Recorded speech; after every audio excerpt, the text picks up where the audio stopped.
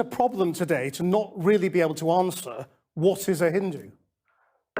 No, but you see, a Hindu is somebody who has a number of beliefs, and we've described that. For example, the Hindu says that you may look to the heavens to find God, but we as Hindus look within ourselves to find God.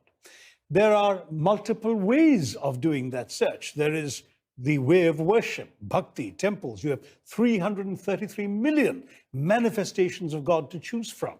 Because since nobody around has actually seen God or knows what God looks like or has touched God, therefore, we, given the limitations of our human imagination, need to visualize God in some more accessible form. So if you want to imagine God as a pot-bellied man with an elephant head, that's fine. You want to imagine God as an 8-armed woman riding a tiger, that's fine too. What do you and by believe? the same logic, if you want to imagine God as a bleeding man on a cross, that is also acceptable to the Hindus. So the point about Hinduism is this acceptance of multiple ways of seeking the same absolute. What do you believe in? I What is your believe in God? the Hinduism that I have described in the book, which is one that believes that there is a soul. In fact, one difference between Hinduism and other faiths, you believe that the body has a soul, whereas in Hinduism, we believe that the soul has a body.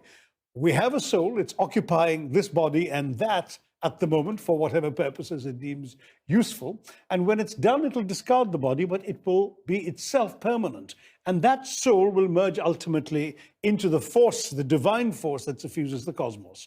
That's a fairly basic belief. And if you don't agree with that belief, you're not inclined to be a Hindu. No, but you see, it's also true that the strength of Hinduism lies in the acknowledgement that every individual human being is different.